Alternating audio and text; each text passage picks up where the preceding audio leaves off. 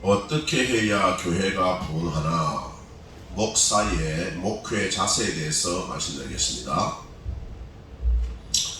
베드로전서 5장 1절 너희 중 장로들에게 권하노니 나는 함께 장로된 자요 그리스도의 고난의 증인이요 나타날 영광에 참여할 자로라.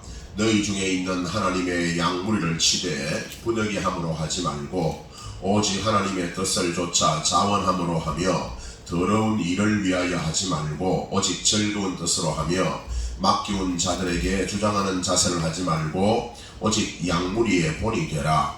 그래하면 목자장이 나타나실 때에 시들지 아니하는 영광의 면류관을 얻으리라.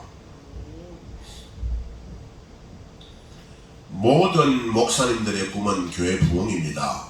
교회 부흥이 무엇입니까? 첫째로 개인적으로 성도 한 사람 한 사람의 거룩한 내적 변화가 부흥이죠.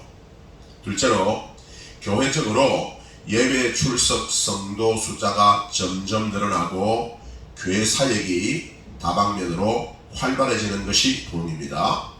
셋째로 대외적으로 전도와 선교, 섬김과 나눔의 삶이 활성화되는 것이 부흥입니다. 넷째로 대형 교회의 경우에는 대사회적, 대국가적, 대세계적 영향력을 끼치는 것이 진정한 부흥입니다. 부흥은 여러 요인이 있는데 목사의 목양의 자세가 가장 중요하다고 생각합니다. 오늘 본문을 보니까 첫째로 부득이함으로 하지 말고 자원함으로 하라. 목사님들이 즐거워서 소명에 붙들려서 성령에 불어넣어 주시는 영감을 따라 끊임없는 자원함과 열정으로 나가야 할 것입니다. 둘째로 목사가 되었으면 더러운 일을 위하여 하지 말고 즐거운 뜻으로 하라고 했습니다. 더러운 이익을 위하여 목회하지 말고 정말 성령님의 마음에 합당한 즐거운 뜻으로 목회를 하라. 세 번째는 성도들에게 주장하는 자세를 하지 말고 양무리의 본이 되라고 했습니다. 제가 평생을 목회해 보니까 이런 목회의 소양과 자세는 노력에서 되는 부분도 있지만은 기질상 성품적으로 타고난 것 같습니다. 그리고 분명한 소명을 받아야 되는 문제입니다. 무엇보다 성도의 영혼을 사랑하는 희생적인 마음이 있어야 되겠죠. 오늘날은 목사가 되어서는 아니 될 사람들이 목회를 함으로 수많은 문제가 발생되고 있습니다. 그리고 자격이 되지 않은 엉터리 목사들이 너무 많습니다. 잠언 21장 23절 내 양떼의 형편을 부지런히 살피며 내 소떼의 마음을 두라 했습니다. 목회의 기본은 부지런함이죠. 게으른 목사는 천성과 습관이 게을러서 사람 챙기는 것이 귀찮아서 무슨 일이든 변치 않고 계속해 나가는 성실성이 없어서 그래서 목회를 못하는 것입니다. 삼상 12장 23절 나는 너희를 위하여 기도하기를 싫은 죄를 여호와 앞에 결단코 범치 아니하고 선하고 의로운 도로 너희를 가르칠 것인즉. 목사의 목회의 기본 중에 가장 기본은 성실한 기도의 삶입니다. 특히 매일 성도들을 위하여 중보기도하고 또 중보기도해야 합니다. 성도를 위한 중보기도가 안되면 목회는 안되는 것입니다. 히브리 13장 17절 너희를 인도하는 자들에게 순종하고 복종하라. 저희는 너희 영혼을 위하여 경성하기를 자기가 회개할 자기같이 하느니라. 저희로 하여금 즐거움으로 이것을 하게 하고 근심으로 하게 말라. 그렇지 않으면 너희에게 유익이 없느니라. 이런 사모, 장로, 권사, 부교육자를 거느린 담임 목사는 정말 복이 많은 사람이죠. 리더십은 그냥 세워지지 않고 이 역시 타고난 것 같습니다. 존경받고 높임받고 순종함을 받는 것은 평범한 리더십의 사람에게는 없습니다.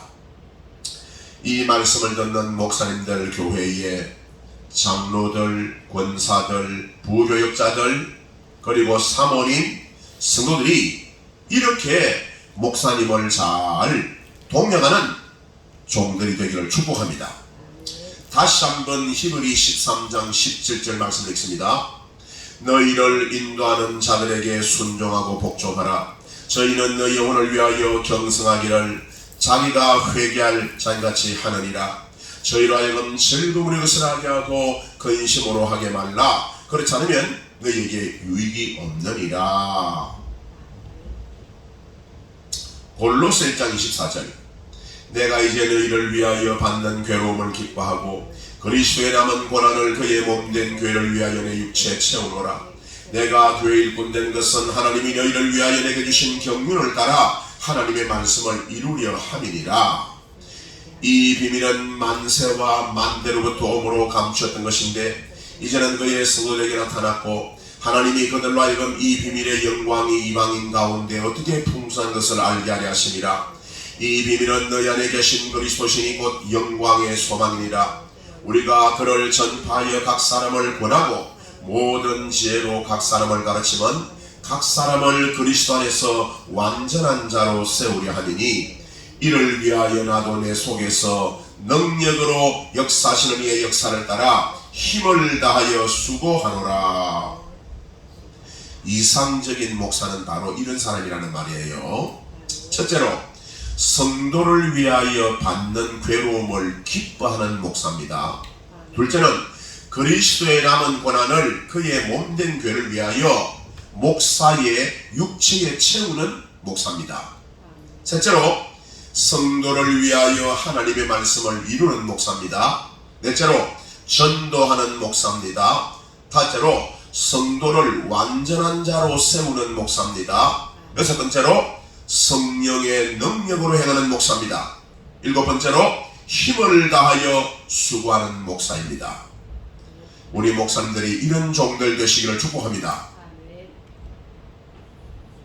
요한복음 10장 9절. 내가 문이니 누구든지 나로 말미암아 들어가면 구원을 얻고 또는 들어가면 나오며 구원을 얻으리라. 도적이 오는 것은 도적질하고 죽이고 멸망시키려는 것뿐이요 내가 온 것은 양으로 생명을 얻게 하고 더 풍성히 얻게 하려는 것이라. 나는 선한 목자라. 선한 목자는 양들을 위하여 목숨을 버리거니와 사꾼은 목자도 아니요 양도 제 양이 아니라. 이리가 오는 것을 보면 양을 버리고 달아나라니 이리가 양을 넉탈하고 또 해치느니라. 달아나는 것은 자기가 사꾼인 까닭에 양을 돌아보지 아니함이나 나는 선한 목자라. 내가 내 양을 알고 양도 나를 아는 것이 아버지께서 나를 아시고 내가 아버지를 아는 것 같으니 나는 양을 위하여 목숨을 버리노라. 또 이 우리에 들지 아니한 다른 양들이 내게 있어 내가 인도하여야 할 터이니 저희도 내 음성을 듣고 한 무리가 되어 한 목자에게 있으리라. 목사님 여러분, 나는 진정한 주님 앞에 성도들 앞에 선한 목자인가 사꾼 목자인가 물어보시기 바랍니다. 살전 2장 19절. 우리의 소망이나 기쁨이나 자랑의 면류관이 무엇이냐? 그의 강림하실 때 우리 주 예수 앞에 너희가 아니냐? 너희는 우리의 영광이요 기쁨이니라. 목사의 자랑은 일생을 던져 양육한 성도들밖에 없습니다. 그런데 일생을 섬기고도 마지막에 교인들에게 배반당하고 버림받은 목사가 받을 그 상처와 아픔은 어디 가서 보상을 받아야겠습니까? 목양의 자세입니다. 첫째로 현재 나와 함께 있는 성도들에게 잘하십시오.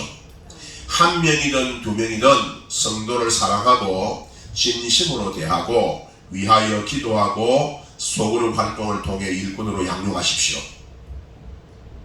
예배를 소중히 해야 합니다. 성도들 모두 개인적으로 전도의 소명과 구체적 섬김과 나눔의 방안을 지시하십시오. 둘째, 어찌했거나 간에 전도의 방안을 찾으십시오. 전도에 특별한 대안이 없어도 결국 전도하는 길 외에는 교회가 살아남을 방법이 없습니다. 전도의 온갖 방법과 수단을 간구하며 기도하며 대책을 세워나가십시오. 여러분, 코로나 전국이라고 해서 전도를 중단하고 예배를 중단하면 안 됩니다. 방법은 있습니다. 넷째로, 성령의 역사를 익히는 목사님이 되시기 바랍니다. 성령 주목, 성령 충만, 성령 동행, 성령 복종의 삶을 원칙으로 하여 목사님의 목회와 개인의 삶에, 가정에 성령 하나님이 나타나시도록, 역사하시도록 그렇게 목회하십시오. 넷째로, 하나님의 때를 준비하십시오. 하나님이 주신 비전은 반드시 성취됩니다. 오늘 답답하고 현실이 보이지 않아도 계속 기도하며 준비하며 대비하고 계십시오. 반드시 준비된 자는 주님이 쓰실 날이 옵니다. 준비되지 않은 목사는 결국 쓰임받지 못할 것입니다. 다섯 번째로, 기도하십시오. 기도 외에 무슨 길이 있습니까? 반드시 나의 한계를 넘어가는 기도의 삶이 있어야 합니다. 여섯 번째, 나만의 길을 찾으십시오. 성공한 다른 목사의 길이 나의 길이 아닙니다.